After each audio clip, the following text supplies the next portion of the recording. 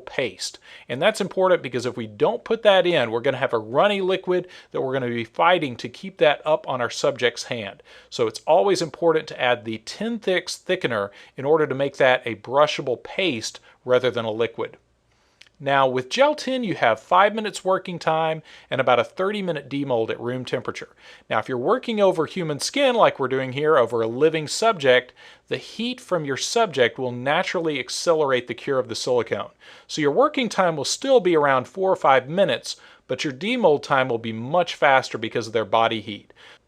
Now for a hand mold like this, ideally I like to apply all the silicone in one go or one batch here. And the reason for that is we want to minimize the turning and moving of the hand. If we use multiple layers of silicone, we risk getting distortion or twisting in the hand from moving the wrist around while the silicone is curing. So I want to very quickly apply the silicone to the front and the back of the hand and then have Raya just hold her hand still and allow that to cure completely. So you want to take care to very quickly get all the silicone out of the bucket and onto the subject's hand and shape the outside of the mold kind of like a giant mitten. Now what we're going for is about an even thickness of roughly 1/4 of an inch to 3/8 inch coverage all over Raya's hand.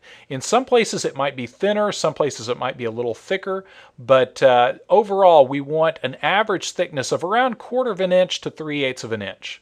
Now, one of the reasons we're doing this in one layer and building it up in a fairly thick, like a mitten over Raya's hand, is also for time's sake.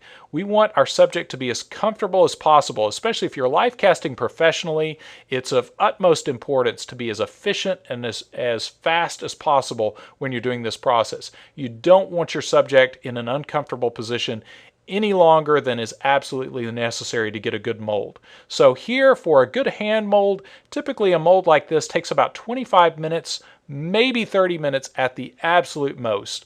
You don't want to go much more than about 25 or 30 minutes on a hand mold or even a head mold for that matter, or your subject is going to start to get very uncomfortable. Now as you're applying your silicone, once you've spread your silicone out as much as you can with a brush, your brush will help you get all the fine detail, but then it's a good idea to switch to a trowel or a stir stick or popsicle stick, something with a flat edge to help you really conform and shape the outside surface and get